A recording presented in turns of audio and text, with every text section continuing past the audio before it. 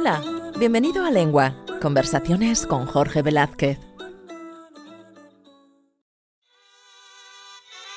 Lengua es presentado por 100% México, acercándote a México siempre. Visita las sucursales o entra en 100%mexico.es.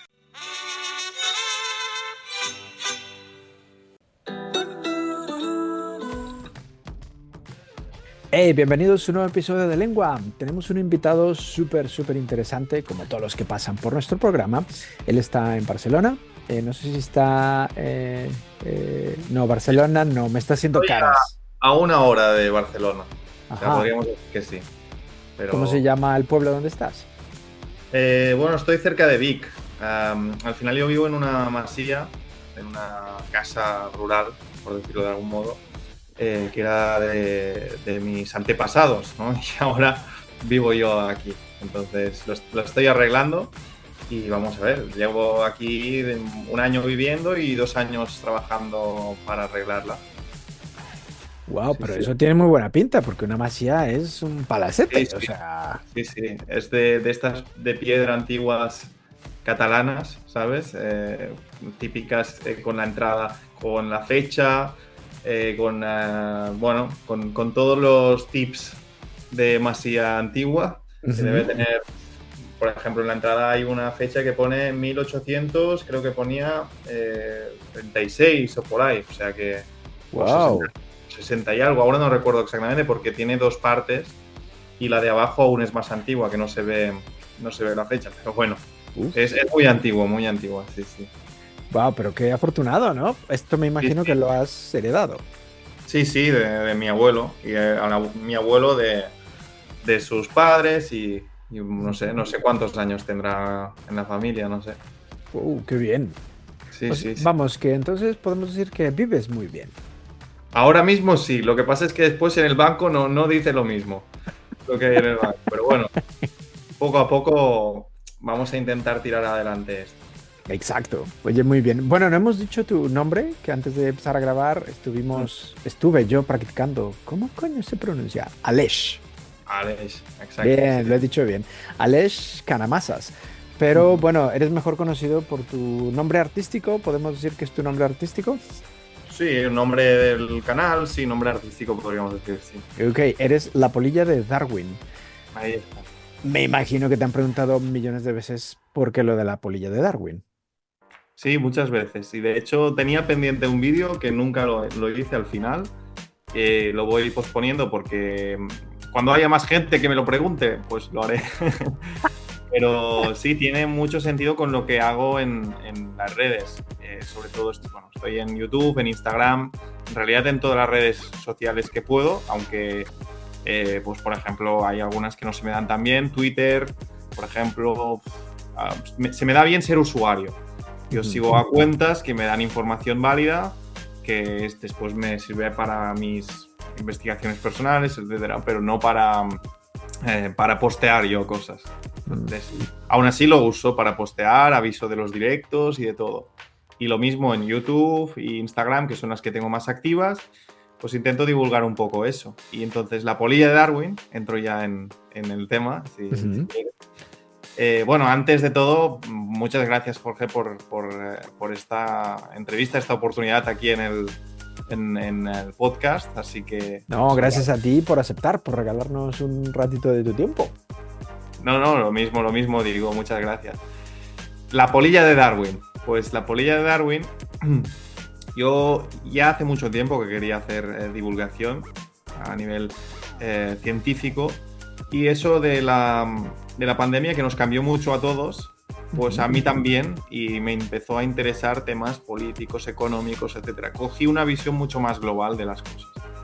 Y en ese tiempo dije, tengo que hacerlo ya, tengo que abrir redes sociales. Bueno, en ese tiempo ya tenía redes sociales, pero en plan personal, y dije, tengo que hacer lo que quería hacer. Y empecé a dar vueltas a qué nombre podía darle a lo que yo quería hacer. Y bueno, se me ocurrió la polilla de Darwin, hice unas votaciones incluso en Instagram para ver Ujú. qué nombre gustaba más. Aún así, yo tenía bastante claro que ese sería el definitivo, porque cuadraba muchísimo. Y te cuento, mira, no voy a enrollarme demasiado, ¿vale? Pero durante la Revolución Industrial, sobre todo en el Reino Unido, se dio un efecto muy, muy curioso a nivel tanto antropológico como biológico. Y es que en ese tiempo, antes de la Revolución Industrial, había unas polillas, no recuerdo exactamente el nombre científico ahora, pero coloquialmente se llama la polilla de Darwin.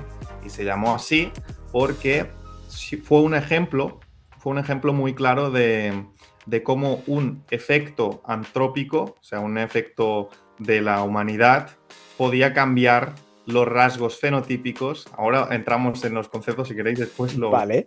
¿vale? Pero podía cambiar los rasgos fenotípicos de una especie. El fenotipo es lo que vemos, ¿no? Sería como la expresión de los genes a nivel visual. Lo que nosotros vemos es la expresión directa de esos genes. Entonces, ¿qué pasaba? Esas polillas generalmente eran de color blanco. O sea, encontrabas, no te sabría decir las proporciones exactas, pero imaginemos 3 de cada 4 polillas o un 90% de polillas eran de color blanco, blanco-gris. Y el resto era pues gris oscuro. ¿Qué pasó durante la Revolución Industrial? Que se empezó a usar el carbón, mucha maquinaria, etcétera, y los árboles, los edificios empezaron a oscurecer por el efecto de la contaminación, en este caso, que estábamos provocando nosotros, ¿no? ¿Y qué pasó? Que las polillas que empezaron a sobrevivir y a reproducirse más empezaron a ser las más oscuras y no las blancas. Porque entonces las blancas no se podían ocultar tan fácilmente y los depredadores las capturaban. Entonces la proporción cambió totalmente y entonces era 3 de 4 polillas eran de color oscuro y una pues blanca, por decirlo así a grandes rasgos, ¿no? La que se le iban a zampar los pájaros o a saber. Exacto, porque lo importante aquí es que se puedan reproducir. O sea, si llegan a la supervivencia para poderse reproducir, ya es suficiente. Entonces, a partir de ahí, pues no pasa nada si hay depredación, lo que sea. Pero ¿qué pasa? Que como las capturaban tanto, pues la proporción empezó a cambiar porque los árboles ya no eran claros, sino que empezaron a ser oscuros. Entonces, la variabilidad de esa especie permitió que sobreviviese. Porque imagínate que no hubiera habido polillas oscuras. Se hubiesen extinguido, ¿no? Claro. O esa presión selectiva, es que voy incorporando conceptos porque son conceptos que son muy necesarios. Si tenemos que explicar cualquier cosa, al final son muy necesarios para entenderlo bien. Una presión selectiva se estaba ejerciendo sobre esa especie, ¿no? Entonces, eso es lo que mueve la evolución, la variabilidad, una presión selectiva, y entonces hay la teoría de la evolución pues incorpora todos estos conceptos, ¿no? Y nos lleva a, bueno, también hay la aleatoriedad, o sea, hay mutaciones que hacen que aumente la variabilidad de una especie, por ejemplo. No quiero enrollarme más, pero al final, fíjate que la polilla de Darwin describe muy bien esto, que yo lo que intento hacer es mostrar tanto cómo nosotros necesitamos entender esos conceptos para entender tanto el impacto que tenemos nosotros sobre nosotros mismos y sobre el resto de animales, y cómo también la biología también es parte fundamental de nosotros, ¿no? Sí, por supuesto. Bueno, no lo hemos mencionado, pero eres biólogo especializado en antropología, ¿cierto? Exactamente. Sí. Oye, me encanta el nombre y cuando lo leí, no sabía todo esto que me estás contando, pensé, a ver si va a ser que Darwin tuvo de mascota una polilla o algo así. No van por ahí los tiros. No van por ahí. Aunque también Darwin hizo el libro del origen de las especies y habla de muchísimos procesos de estos. Y también habla de los gorriones, habla de muchas especies que al final él encontró pues, similitudes, lo cual le hizo reflexionar sobre, bueno, similitudes en distintos lados del mundo, lo cual le hizo reflexionar de cómo podía ser que hubiera especies tan iguales, tan lejanas o tan diferentes en poco espacio, ¿no? Y entonces él miraba por qué había estas diferencias y estas estos aspectos iguales, ¿no? Estudia también ahí el origen del hombre y habla también de todos esos rasgos, de cómo, por ejemplo, tenemos similitudes en la oreja con otras especies, tenemos similitudes en los huesos, etc. Y él lo explica también eso. Por eso se le ha dado también el título, ¿no?, a Darwin sobre esta teoría, aunque después ha sido mejorada a lo largo del tiempo porque él no conoció, o no sabemos si conoció Mendel, que explica sobre genética. Bueno, no quiero enrollarme más, pero al final es la clave, entender estos procesos.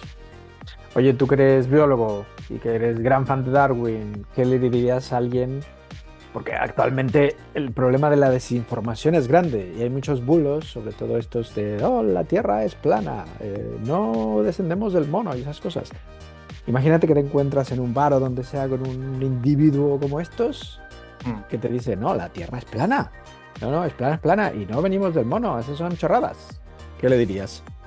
Mira, es que hay un aspecto muy curioso, ahora te diré lo que le diría, pero hay algo curioso, que es que desde que dejamos de ser cazadores-recolectores, el antropocentrismo ha imperado cualquier aspecto social de nuestra vida. Es decir, ha sido algo que, como una mochila que llevamos, que no nos quitamos de encima. Y es algo que nos dificulta entender la naturaleza de las cosas.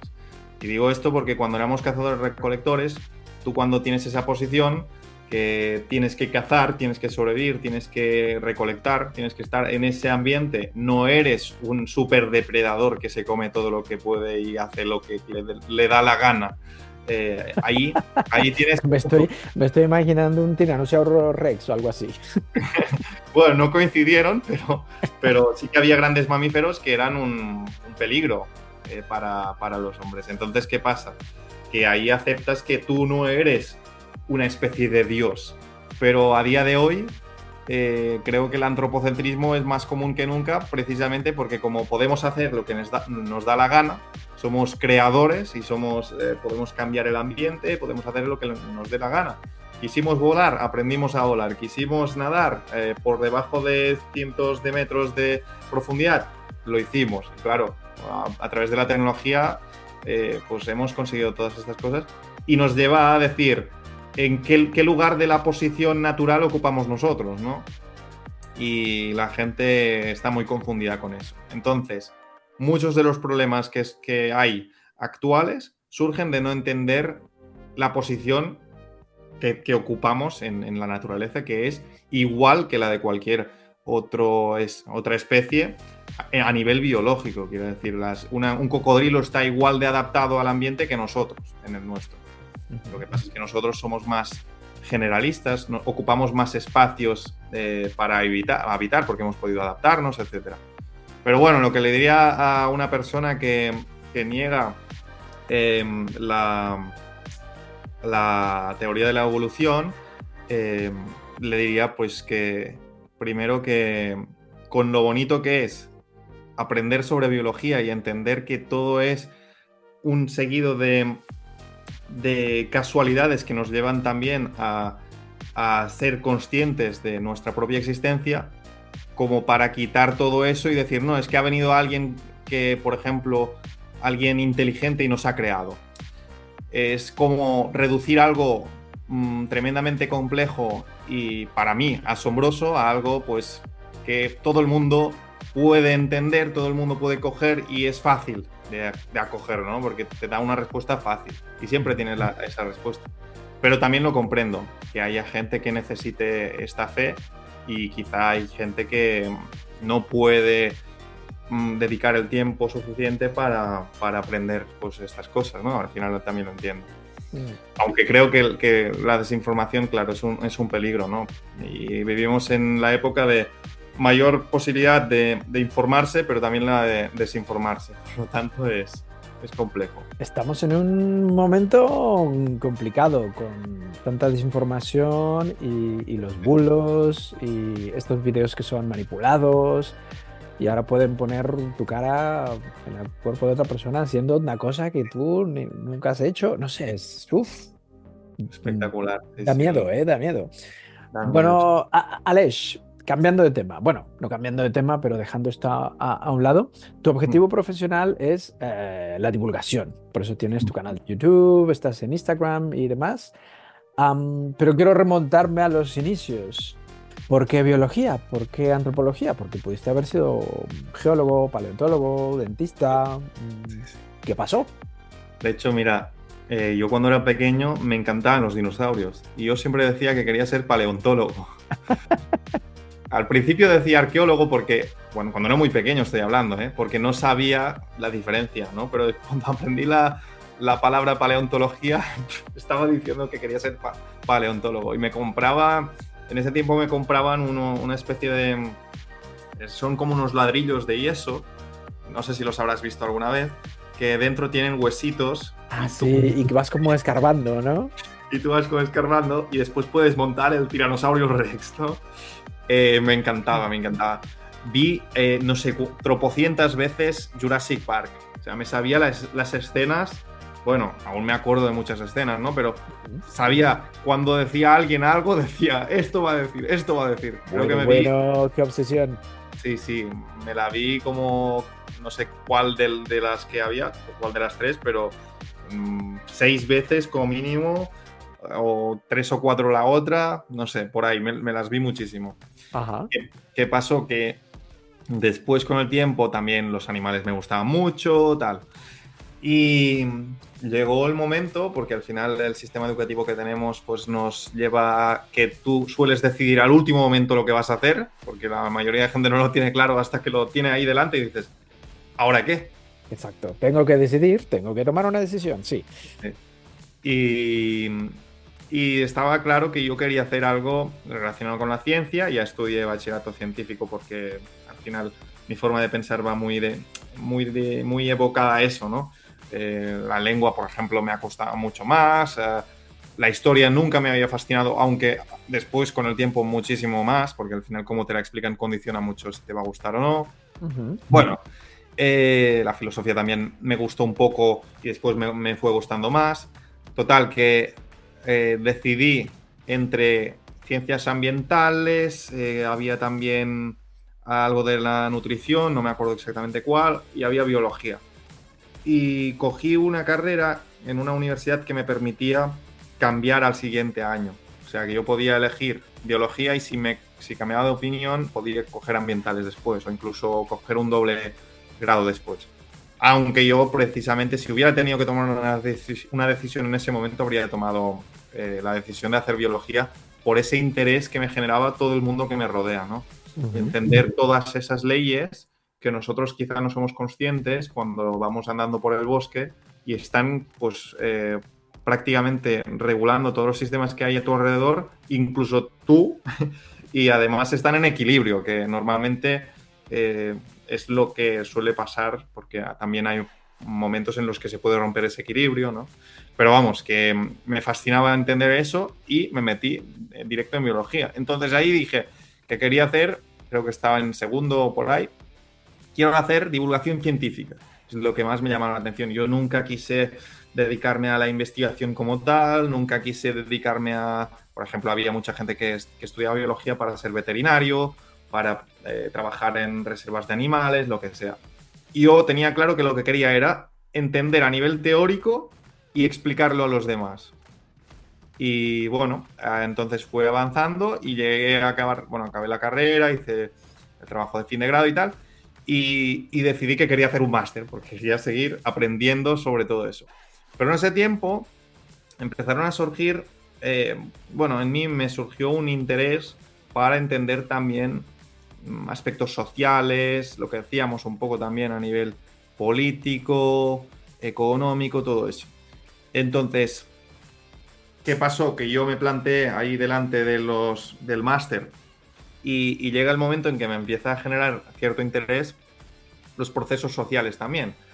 Y empiezo a mirar pues la gente tal. Y empiezan a surgir también movimientos que se usan desde la política, lo cual a mí me genera curiosidad. ¿Realmente estos políticos que están usando movimientos sociales, que están usando estas ideas, hablo de todo tipo de ideas, desde el liberalismo al socialismo, comunismo, cualquier idea que ha surgido a lo largo de la historia de la humanidad, usa parciales verdades, ¿no? Coge algo que es a medias y lo reduce a ideas para llevarlas a la práctica. ¿Qué pasa? Que a la práctica pues no suele funcionar, o funciona a medias.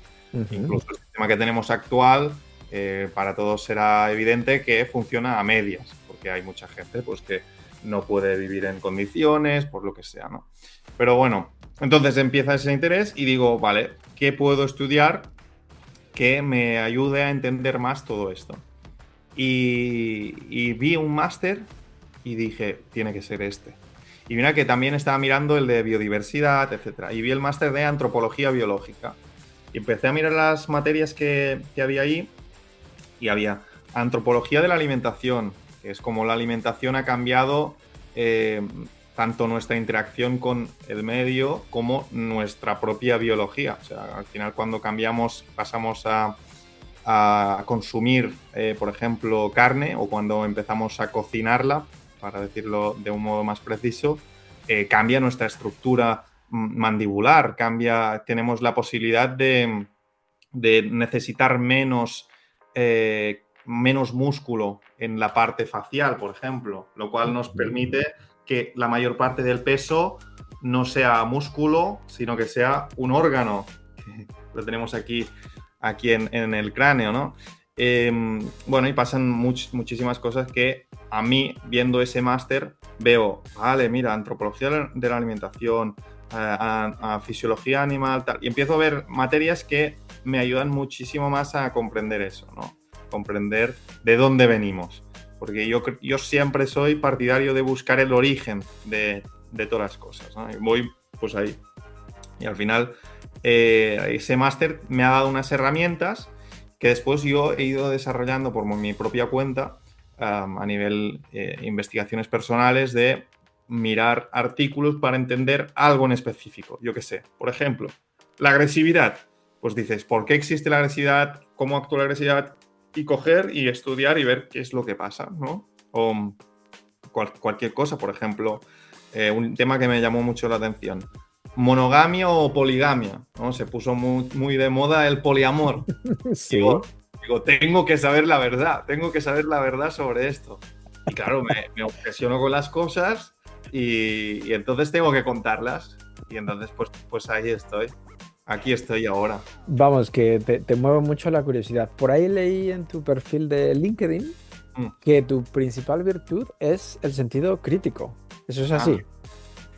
Creo que sí, porque me he dedicado gran parte de mi vida a eso, a descubrir, o sea, a llegar a ser una obsesión, descubrir la verdad. Ya sabemos que, o sea, al menos en mi opinión personal, hay una verdad, o sea, hay una verdad objetiva. Lo que pasa es que normalmente no podemos verla y vemos siempre una parte y vemos siempre una verdad parcial, ¿no? Por eso, bueno, entiendo la gente que dice, no, es que la verdad es relativa. Yo digo, pues no, es objetiva, pero no somos capaces de verla siempre, ¿no? Y en ese caso soy muy materialista, no considero que haya nada más allá de la realidad física, pero bueno, también con la vida he aprendido a ser muy tolerante con quienes no ven la vida como yo. Y aún así, digo, pues cuando me dicen, claro, pues entonces no hay ninguna finalidad, ningún objetivo, como lo dice la gente, como no hay un destino de lo que tenemos que hacer en la vida. Digo, hombre, el destino, lo que tú quieras hacer en la vida, el objetivo que te vayas a poner, dependerá de ti. O sea, lo bueno que tienes es que tú puedes ponerte ese objetivo, y en mi caso, por ejemplo, para mí es trascendental dejar huella, hacer algo, no solo a nivel social. A todo el mundo le gustaría ser alguien que cambie bueno, que cambie muchísimas cosas, ¿no? Para bien, supongo. Bueno, también hay los malvados de las películas que lo hacen para mal, ¿no? Pero claro, nunca falta. Nunca falta. Pero también me refiero a nivel personal. O sea, yo los pasos que voy a dar en vida, tienen que ser para mejorar o para dar algo de bueno a la gente que realmente se queda aquí. Porque al final, cuando tú te mueres, como soy materialista, sé que no queda nada más que lo que los otros han sabido o conocen de ti. Entonces, por ahí van mis ideas, ¿no? A nivel de vida. Ujú. Bueno, y ya que lo mencionaste, ya te tengo que hacer la pregunta. Mm. ¿Estás a favor o en contra del poliamor? Pues mira, fíjate, hay algo, cuando yo hice estas investigaciones y tengo para mí uno de los vídeos más documentados que he hecho, Ujú. que es el del poliamor bueno, monogamia o poligamia, el vídeo se llama, ¿no? Sí. Y bueno, yo personalmente no recomiendo a nadie tener una relación poliamorosa, pero si aún así tú quieres tener una relación poliamorosa, al menos que sepas lo que te puede pasar, ¿no? Y cuando yo estudié lo de poligamia o monogamia, pues mira, me di cuenta de que podemos adaptarnos. O sea, lo bueno que tenemos los humanos es que somos tenemos una gran variabilidad en cuanto a que nos podemos adaptar fácilmente cuando hay cambios. Y cuando ha habido momentos en los que, bueno, los humanos hemos necesitado, por ejemplo, que unas pocas personas, o se han dado las condiciones para que unas pocas personas acumulen muchos recursos, por ejemplo, aparece la poliginia. La poliginia decimos que es cuando hay varias mujeres, un hombre, ¿vale? Entonces, la poliginia aparece cuando un porcentaje de hombres muy pequeños acumula muchos recursos. Y esos recursos son, en gran parte, de interés por las mujeres para mantener la progenie, para mantener los hijos. Porque al final requiere una inversión de ambos progenitores y en esas condiciones se ha dado, ¿no? Entonces, pero también se ha dado la poliandria en algunas condiciones muy concretas. Unas condiciones en las que hay escasez de recursos, por ejemplo, ¿no? Y en ese caso, la poliandria son pues varias mujeres, un marido. Varios hombres, un marido. Entonces, en esas condiciones, los maridos pueden obtener los recursos suficientes, a pesar de la escasez de recursos, para mantener la progenie. Claro, ¿y la monogamia cuándo se da? Pues en el resto de circunstancias, cuando hay pues recursos en general o no hay tantos recursos pero tampoco hay escasez de recursos. O sea, es más comodín la monogamia. Por eso, en gran parte, la monogamia ha triunfado mucho. Por eso aparecen también muchos mecanismos para mantener esa monogamia con exclusividad sexual, que no tiene por qué ser siempre así. O sea, al final nos damos cuenta que en biología, cuando hablamos de monogamia, cuando hablamos de que el 90% de los pájaros son monógamos, no hablamos de que son exclusivos sexualmente. O sea, la mayoría de pájaros se ponen los cuernos, para decirlo a modo práctico. Y hay muchos ejemplos muy curiosos en los que, por ejemplo, encontramos el papamoscas cerrojillo, que lo que hace es alejarse lo suficiente de la hembra para que ella no pueda escuchar el canto de apareamiento de él y él pueda volver con la primera hembra después de haber copulado con otra hembra. O sea, jugando un poco a que no le pillen, pero no irse demasiado lejos para poder volver, ¿sabes? Y es muy curioso porque dices, claro, cualquier parecido es una coincidencia, ¿no? Vamos, que Y no somos tan distintos a los no animales como pensamos, ¿no? somos tan distintos. Y claro, ¿qué le diría a alguien que quiere llevar a cabo el poliamor?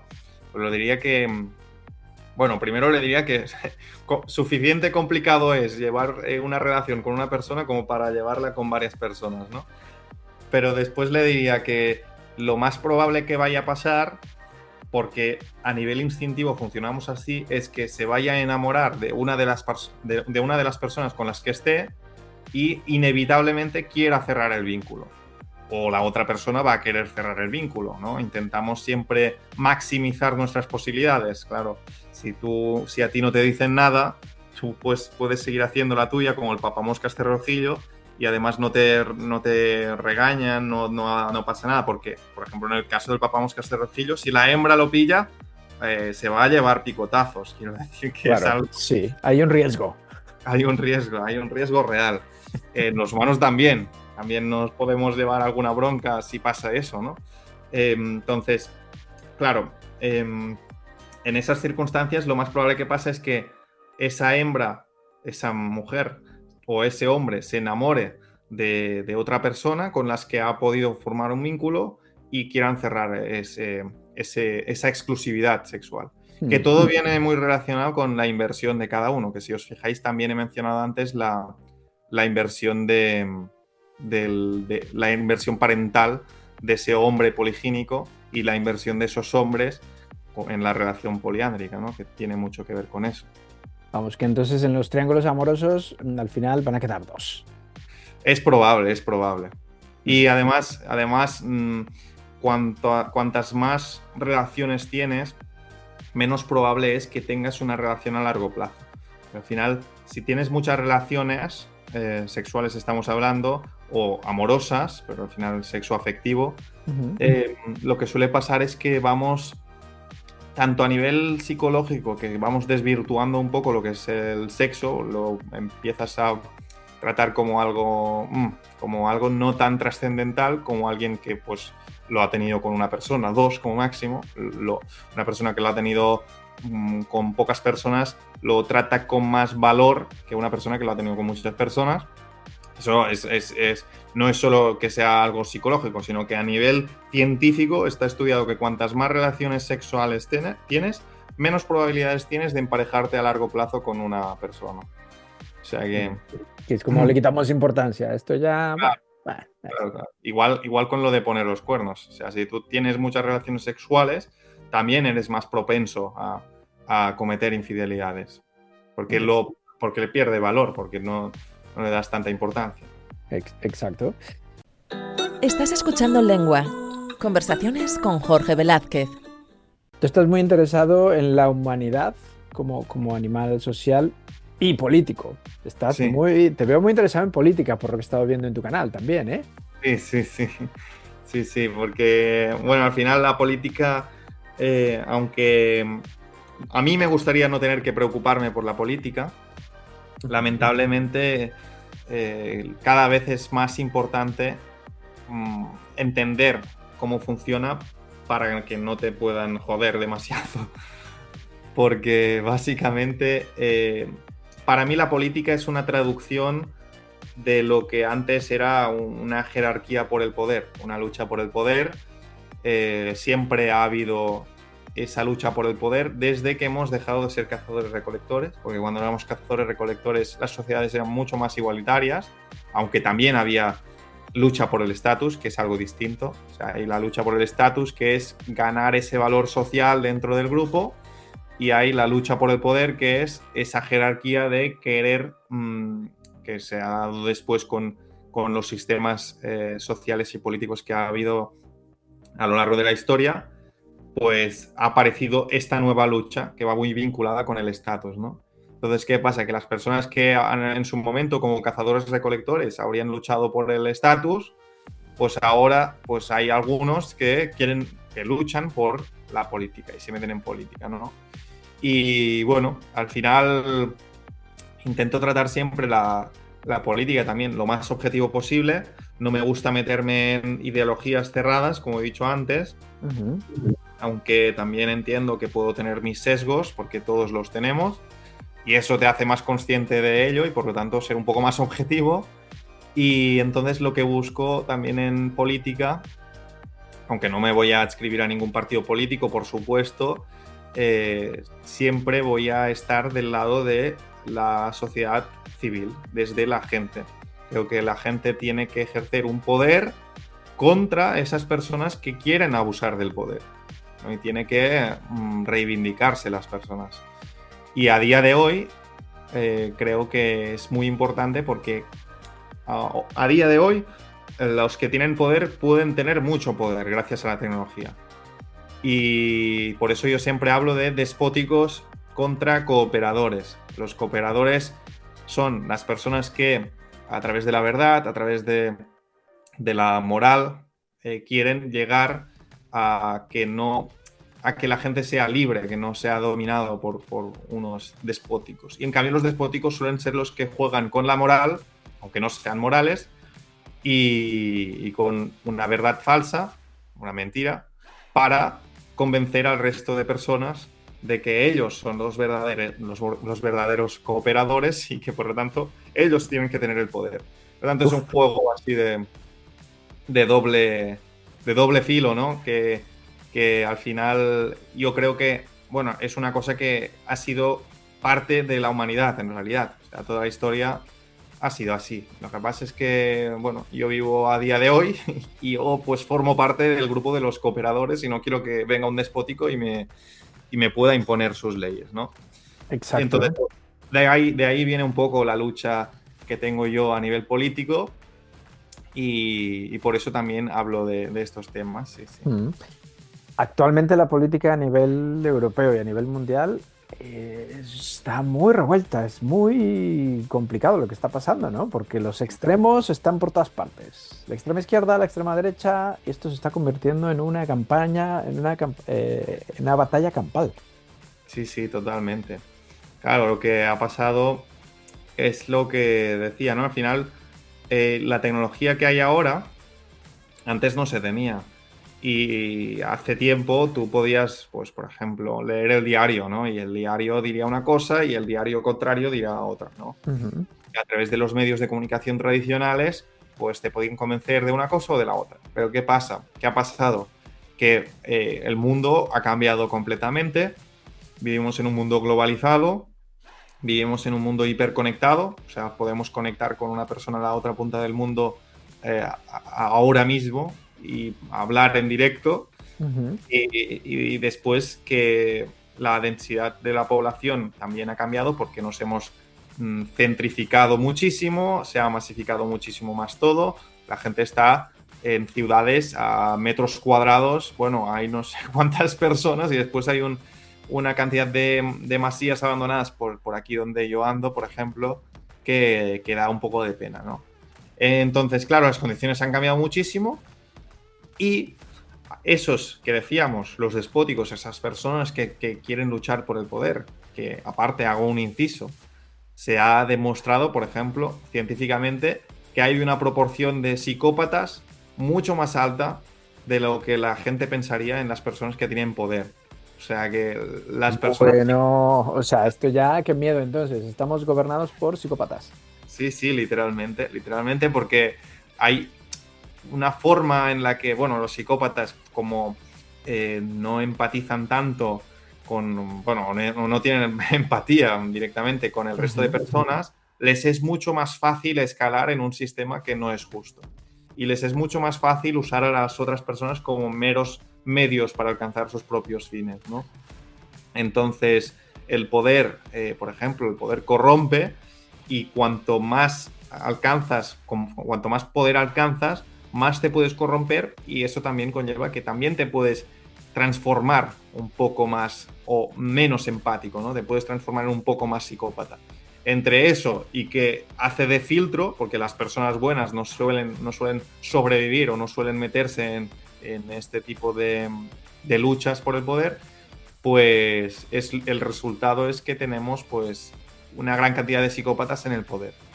Uf. Y sí, sí, es muy peligroso. Muy peligroso. Bueno, antes de cambiar de tema, rápidamente, ¿cuál es tu opinión de los resultados de las elecciones europeas de hace poco? Porque hubo un altísimo porcentaje de la población que no votó, la mitad. La mitad de los europeos dijeron, me da igual quién gobierne. Claro. Esto es muy peligroso, ¿no? Es muy comprensible. Sí. Peligroso puede serlo si ese descontento es dirigido a cambios ideológicos, o sea, cambios para dar poder a otras personas. Imagínate que ahora yo sé cómo manipular a ciertas personas, me pongo en ciertas esferas y empiezo a dar discursos para que me metan a mí el poder o metan a otra persona al poder y por lo tanto que no cambie el sistema, sino que cambien las personas que nos gobiernan. Entonces, bueno, el tema de que haya una gran abstención para mí es resultado de un descontento o un aborrecimiento de la política, porque ya te han llevado a unos extremos que la gente suele ya desconectar o directamente dice, pues ahora yo con menos ganas voy a ir. Y eso provoca también pues, que haya un alto porcentaje de abstención, no solo en Europa, sino que puede incrementar en distintos países de Occidente sobre todo, pero porque tenemos votaciones, no elegimos a nadie, ¿no? Entonces, para mí, los resultados que hay en Europa en realidad no me preocupan tanto porque sé que salga quien salga, la probabilidad de que esas personas con poder nos den más libertades y no menos es poco probable. O sea, lo más probable, tal como funciona el sistema, porque como te he dicho antes, me ha interesado muchísimo aprender sobre cómo funcionan los sistemas, al principio naturales y después también los nuestros, pues me he dado cuenta de que tal como funciona este sistema, nos da como resultado que cualquier persona que participe del sistema se pueda corromper, y por lo cual pues no va a cambiar el sistema desde dentro. Entonces, hay ciertos filósofos que hablan de esto. Hay, por ejemplo, Robert Michels, que hizo una teoría que es la ley de hierro de las oligarquías. Y ahí cuenta precisamente lo que después se ha demostrado, que es lo de que el poder corrompe. Y que desde dentro del sistema tú no puedes cambiar un sistema corrupto, porque el sistema te consume, te conviertes en él. Y por lo tanto es poco probable que haya un cambio desde dentro del sistema. Por eso la abstención tampoco tiene por qué ser mala, porque puede ser usada para algo bueno, mientras las personas que lo hagan sean conscientes de por qué lo hacen. Y si lo hacen porque el sistema es injusto y ellos además se manifiestan y se reivindican y dicen, como ha pasado con los agricultores, pero con algo claro, no contra unos políticos determinados, sino contra el sistema, cómo funciona, ¿no? Pero bueno, ahí estamos. Intento siempre dar ese punto de vista, de entender cómo funcionan los sistemas y dar una solución, ¿no? Para mí la solución, por ejemplo, sería que pudiéramos elegir al presidente, por ejemplo, o elegir a un diputado por cada uno de los distritos, por ejemplo, ¿no? Y eso podría provocar pues, que tú tuvieras un representante. Ahora aquí en España, en México también, por ejemplo, tú no puedes decir, este es mi representante.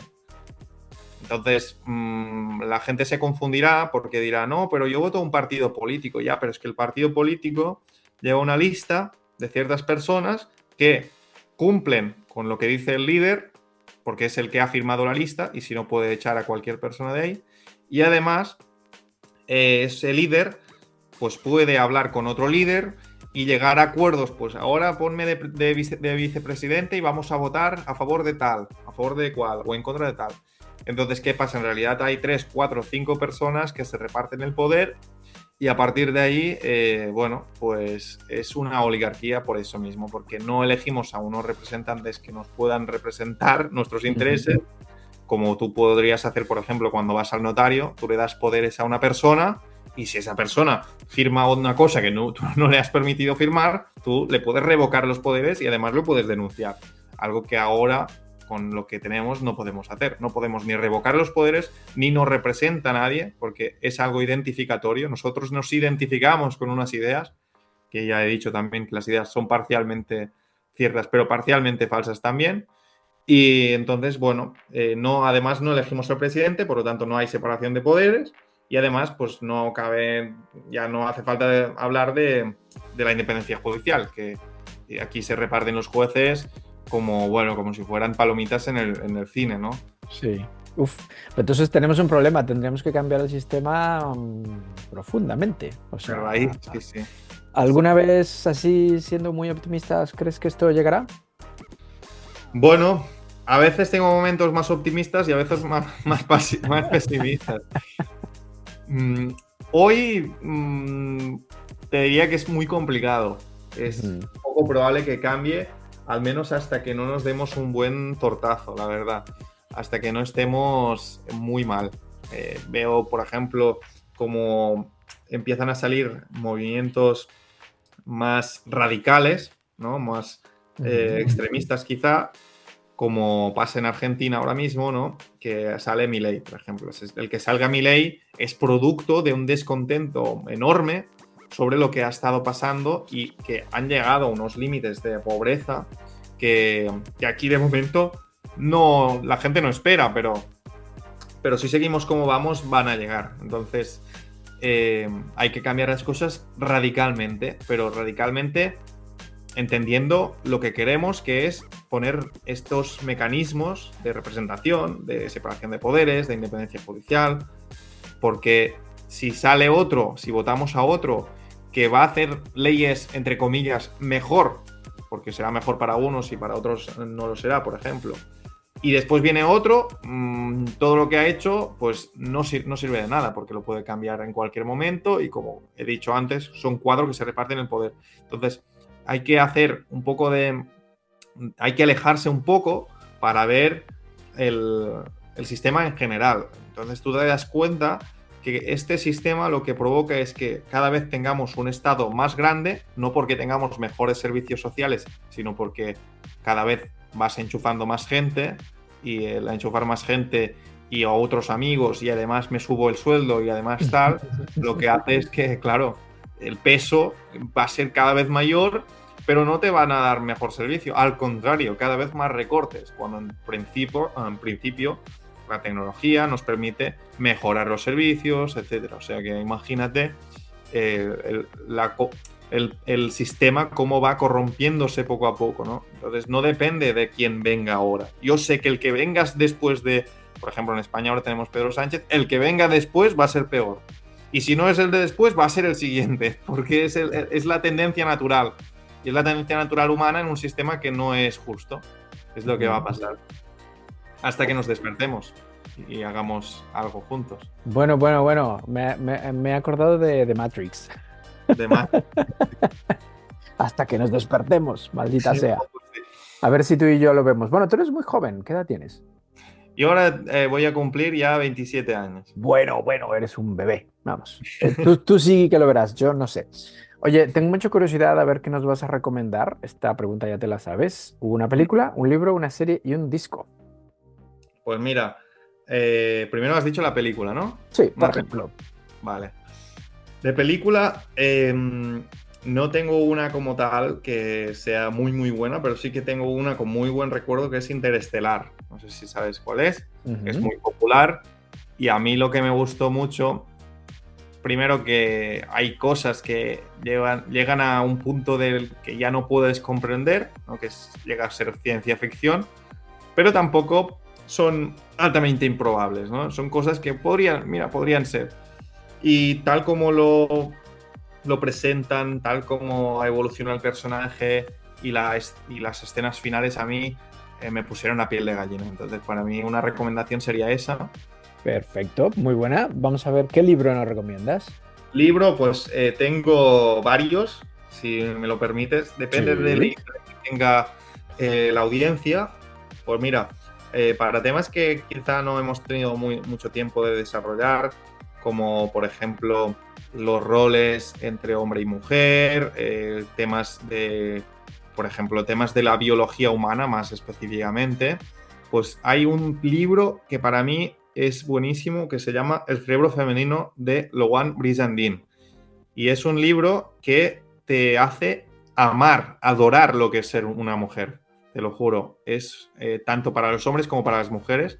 De hecho, hay muchas mujeres que después de leer este libro han entendido muchísimo mejor, pues tanto sus fases a nivel vital. O sea, no es lo mismo cuando tú tienes 16 años, cuando tienes 20, cuando tienes 30 y cuando tienes más 60, ¿no? Las fases hormonales condicionan muchísimo el día a día de las personas, y con las mujeres pues hay unas fases no solo a lo largo de la vida, sino que además mensuales, ¿no?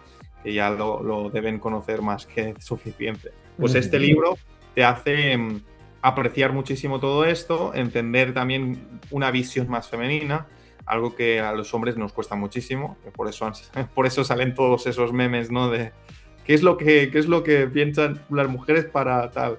Pues los hombres pues tenemos una visión más pragmática quizá, pues también hay El cerebro masculino para nosotros, ¿no?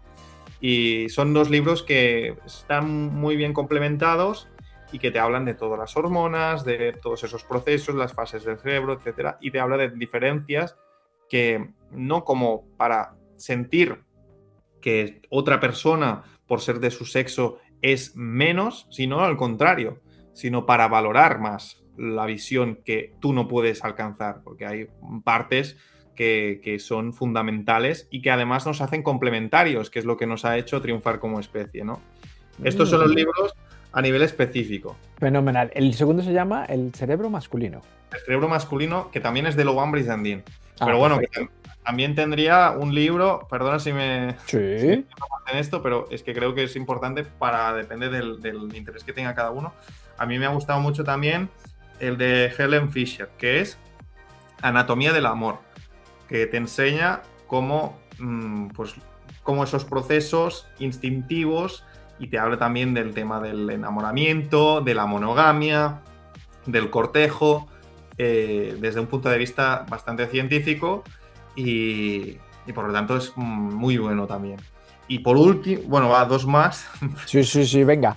Dos más. Uno es el de Robert Sapolsky, que Robert Sapolsky es no me saldrá la palabra. ¿Endocrinólogo? ¿Eh? ¿Endocrinólogo? Endocrinólogo, no me salía, perdón. Endocrinólogo, que lo que hace, además él es determinista biológico, que eso significa que para él no existe el libre albedrío, todo es biología, todo es genética y ambiente, y no hay más. Tiene una visión muy parecida a la mía, y también para mí es un referente porque te explica que, por ejemplo, la decisión que vas a tomar ahora no solo viene condicionada por el estado hormonal, emocional que tienes en el momento, que va regulado por todas las condiciones que te han llevado a ese momento durante el día, sino por la semana pasada, por lo que has comido, y no solo por eso, sino por los genes que tienes, que te han pasado, que tú has heredado de tus padres, que han heredado de otros, y además la biología que tiene tu especie, o sea que tiene un punto de vista muy interesante que dices, entonces, claro, si tú vas leyendo lo que va explicando y te dice, mira, esto puede condicionar esta decisión, esto, dices, es que claro, el libre albedrío queda en un espacio, bueno, muy reducido, si realmente existe, ¿sabes?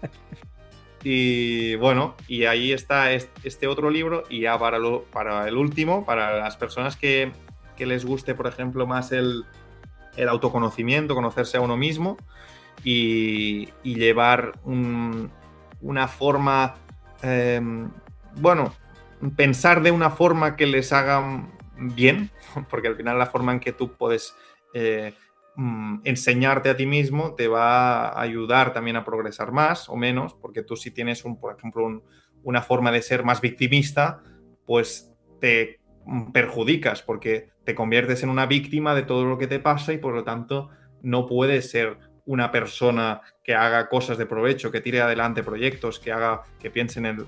Entonces, esta persona tiene un libro, esta persona se llama Jordan Peterson y tiene un libro muy popular que se llama 12 reglas para vivir. Y después tiene otro que es 12 reglas más para vivir. Y es un conjunto de reglas que te explica de una forma con ejemplos y de una forma muy entretenida cómo a través de la forma en la que vemos el mundo podemos cambiar un poco esa percepción y mejorar nuestra forma de vivir a través de los hábitos, además. O sea que es muy interesante también. Oye, súper recomendaciones, ¿eh? Muy bien. Sí, a mí me encantaron, por eso las recomiendo, sí. Fenomenal. Y como dices tú, dependiendo del interés de los oyentes, Claro. pueden elegir o se pueden leer los 4. Está fenomenal. Claro. Ahora, ¿eres de series? De series, es que lo he estado pensando y bueno, como mucho podría recomendar Breaking Bad, por la evolución del personaje, me encantó. Pero no soy... o sea, no hay series que diga, esta me encanta. También hay otra, ahora se me ocurre. House of Cards, por ejemplo, por el tema de la política y todo eso. No sé si sabéis Sí, cuál cómo no, tenía que ser algo político. Sí. Pues House of Cards presenta un personaje que va luchando por el poder y durante toda esa lucha, la jerarquía y todo, pues te das cuenta de cómo funciona realmente un sistema de estas características, ¿no? Y cómo se va corrompiendo y lo que llegan a hacer, y que eso pues también puede estar pasando actualmente, y es un muy buen ejemplo, creo. Fenomenal, muy buenas recomendaciones. ¿Y un disco de música, un álbum? Pues mira, también lo he estado pensando, y ¿sabes qué pasa? Que yo también, depende del momento en el que me encuentre, escucho una cosa o una otra, y no tengo un álbum como tal. Lo que sí que puedo decir es que yo, cuando leo, por ejemplo, lo que me va muy bien es escuchar música clásica, porque es como que te pone en una situación, en un mood, ¿no? Que dicen ahora, pues en un mood muy de concentrarte en lo que haces. Y después me di cuenta de que realmente hay estudios que hablan de que la música clásica tiene una serie de notas y sintonías que conectan muchísimo mejor con nuestra psicología, con lo cual, comparado con, por ejemplo, el reggaetón o otras músicas, con lo cual yo creo que es bueno un poco retomar un poco esta música clásica, ¿no? Volver a ponerla de moda sería genial. Ok. Bueno, entonces nos recomiendas un álbum de música clásica. No te diría cuál, pero yo me pongo álbums así que van sonando. En Spotify, claro, random. Spotify, claro. Algo clásico. Bueno, un apunte. El reggaetón no es música, Aleix. Vale, gracias. Por Dios. A ver. Gracias. No quería decirlo yo. Yo soy el invitado. Es que eso no es música. Oye, vamos terminando, pero tengo un juego para ti. ¿Te gustan los juegos? Sí, claro, por supuesto. Genial, pues vamos a jugar. Yo te digo una palabra y tú me respondes con otra, súper rápido. ¿Listo? Vale. Venga, primera palabra. Entrevista. Pues agradable. Mundo. Precioso. Ciudad. Pues tóxico. No sé, digo lo que me viene. Sí, muy bien. Siguiente, polilla. De Darwin. Oh, por supuesto. Claro, no me sale otro. Siguiente, sexo. Pues cariño. Biología. Amor. Muerte. Pues terrible. Cultura. Apreciada. Darwin. Historia. Amistad. Pocas. Familia. Las justas también. Música.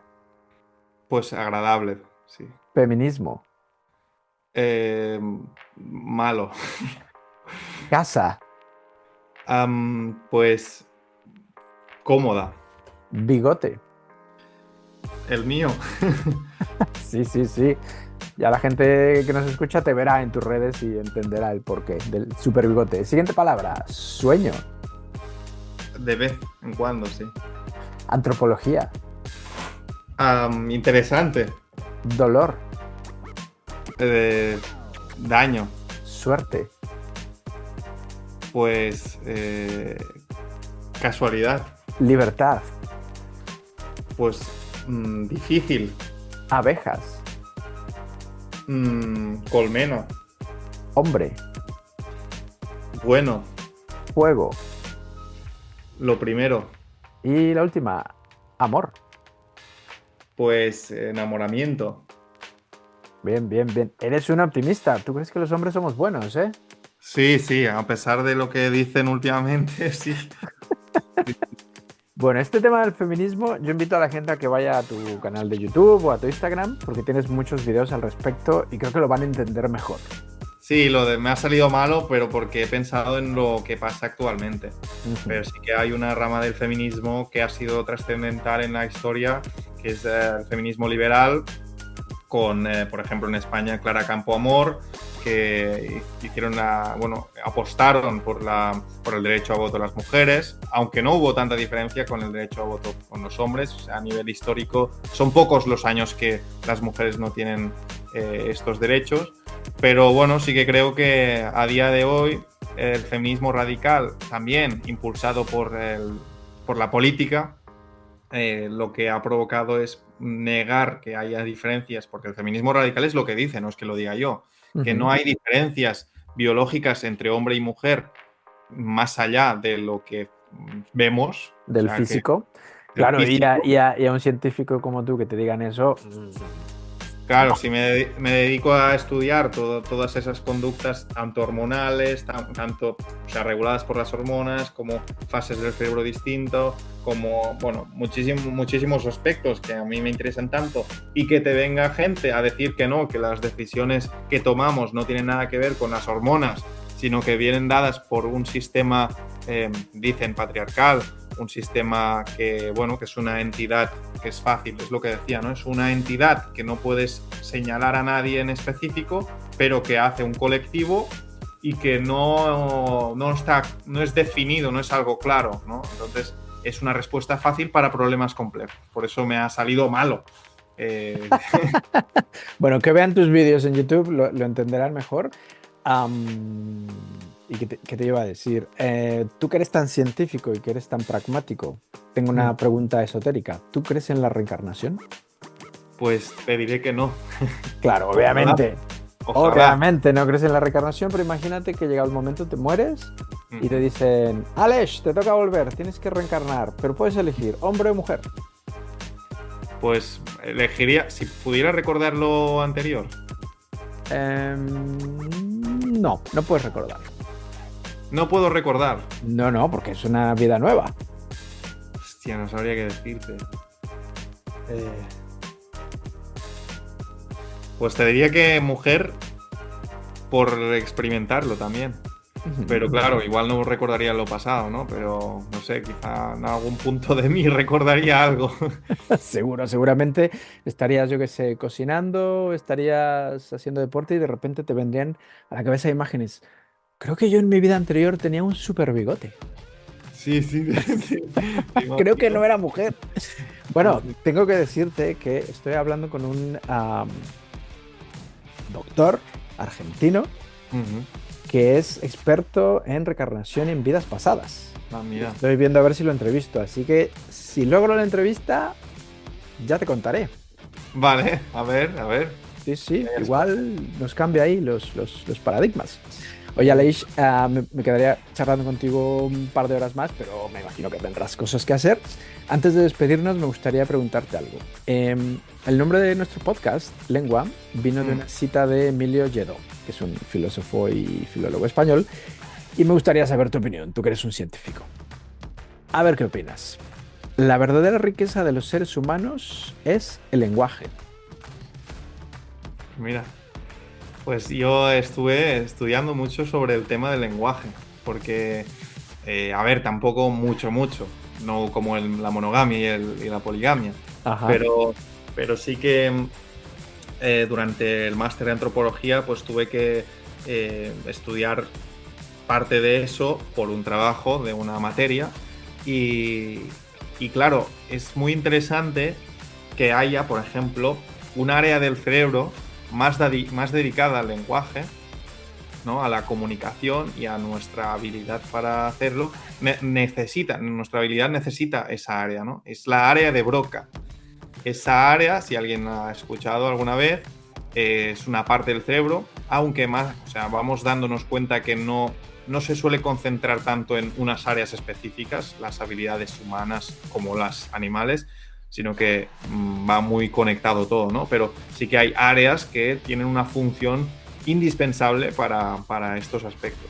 Y lo que ha pasado es que, por ejemplo, cuando alguien ha recibido una lesión cerebral en esa área, pues le afecta a la parte del lenguaje o la comunicación.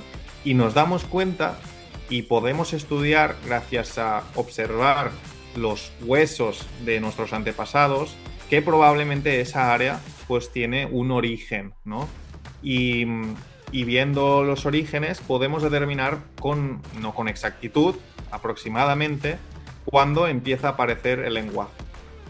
Y justo es una de las hipótesis, por ejemplo, es cuando aparece el fuego, empieza a aparecer, porque la comunicación ya estaba, pero no un lenguaje complejo como el actual, ¿no? Nosotros tenemos la capacidad de hacer frases subordinadas sobre subordinadas. O sea, podemos hacer una gran frase muy larga que después vamos continuando y vamos añadiendo otras frases que pueden estar así hasta el infinito y el más allá, sin tener que pensar y así hasta el infinito.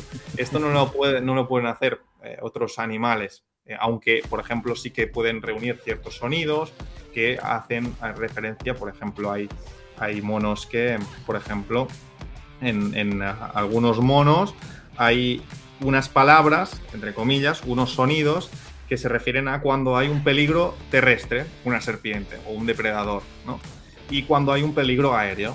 Entonces, depende del momento, si pasa algo, pues usan unas o usan otros sonidos. Entonces, ellos se comunican. Pero nosotros empezamos a usar palabras para describir situaciones, incluso situaciones futuras, gracias a la aparición del fuego. Dicen las hipótesis que como estábamos más tarde, o sea, por la noche, por ejemplo, enciendes el fuego y nos reuníamos alrededor del fuego. Claro, ¿qué pasa? Que tú estás sentado con el fuego delante y tienes a otras personas delante. Entonces, eso promueve muchísimo el hecho de iniciar comunicación. Y el iniciar comunicación y querer pensar, o sea, existe esa presión, ¿no? De decir, vamos a pensar cómo planificar mañana, cómo vamos a capturar ese mamut, que capturaban pocos mamuts, pero ya me entiendes. Empiezas como a vocalizar cada vez más palabras que las vas poniendo consecutivamente, lo cual empieza el lenguaje, ¿no? Entonces se cree que más o menos, gracias a la aparición del fuego, pues que podemos hablar. Entonces, tú estás completamente de acuerdo en que nuestra verdadera riqueza como seres humanos es el lenguaje. Nos diferencia de los animales, sí.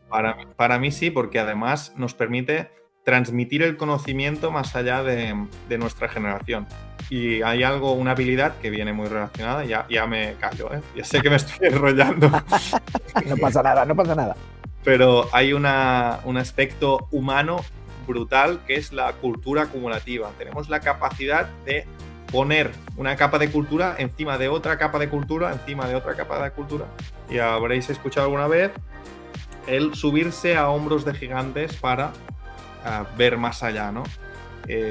Bueno, al final viene a hacer referencia a esta habilidad de la cultura acumulativa. Y la cultura acumulativa necesita del lenguaje para poder comunicar esas enseñanzas a los siguientes, ¿no? Entonces sí, estoy totalmente de acuerdo en que es la mayor riqueza que tenemos. Sí. Oye, a ver si en algunos años, muchos años, hay una hecatombe mundial y alguien escucha este podcast y dice, mira, hola, en otro planeta había vida. Sí. Estaría guay. Oye, Aleix, un placer haberte conocido. Y bueno, antes de terminar, me gustaría que nominaras a 3 personas que podamos entrevistar aquí en Lengua. ¿Se te ocurre alguien? Sí, se me ocurren. Son personas que yo, por suerte, he conocido personalmente, que también se dedican a divulgación. Una, para mí, y muy importante también, es un amigo, es Carlos Argaver, que es antropólogo social, con el que he compartido pues discusiones de todo tipo y con el que también compartimos interés en querer explicar, ¿no?, todas esas reglas que regulan nuestra conducta. Ese es Carlos Argaver, también está en YouTube, etcétera. También hay otra persona que se llama en redes Insight Proxy, que si acaso después te lo paso exactamente. Se escribe Inside Proxy con Y final, que se dedica a la teoría de la mente, conciencia, cosas que yo no sé, cosas que yo no sé, pero que son muy interesantes. Y bueno, yo lo entrevisté en mi canal y la verdad es que va a volver porque me pareció fascinante todo lo que me contaba, ¿no? Porque los humanos tenemos consciencia, hasta dónde llega la consciencia, qué animales tienen consciencia y cuáles no, cómo lo podemos saber. Bueno, para mí brutal. Y después te recomendaría también a una chica que también conocí en persona, que es Cristina Dilara, que es una chica que se dedica a explicar ella lo dice neuroemoción, ¿no? Explica un poco cómo entender nuestras emociones, etcétera. No es como un psicólogo tradicional, sino que le da unos puntos de vista un poco distintos y a mí me interesa mucho. Creo que es una persona que es muy inteligente y muy analítica. O sea, tú hablas con ella y, ¿sabes? Esas personas que dices, me está analizando y te está analizando, pero no te das cuenta. Cuando tú te has hecho la pregunta ya te ha analizado, ¿no? Es ese tipo de personas. Y a mí me gustó mucho conocerla y creo que sería buena también que la traigas aquí. Uy, fenomenal, muy buenas recomendaciones. Oye, mil gracias. De nada, hombre, a ti. Fenomenal, ya me pasarás el contacto de estos tres fenómenos. Oye, mil gracias por tu tiempo. ¿Algo más que quieras decir antes de despedirnos? Pues que la gente no se crea lo primero que le diga a alguien y que más vale ser escéptico, aunque es normal que no podamos saber de todo, ¿no? Pero que confíen en su instinto, diría yo. Que confíen en su instinto. Bueno, nos quedamos con esa frase. Es muy buena recomendación. Oye, mil gracias y a ver si un día nos conocemos y nos tomamos un café, un vinito o algo y seguimos estas discusiones tan interesantes. Sí, por supuesto. De hecho, en agosto voy a Madrid. Si estás por ahí. Ah, pues avísame. Si coincidimos, nos vemos, claro. Vale, por supuesto. Fenomenal. Mil gracias. Un abrazo. Igualmente, muchas gracias. Chao. Gracias por habernos acompañado en este viaje a través de una historia inspiradora e interesante. Te esperamos la próxima semana, aquí, en Lengua.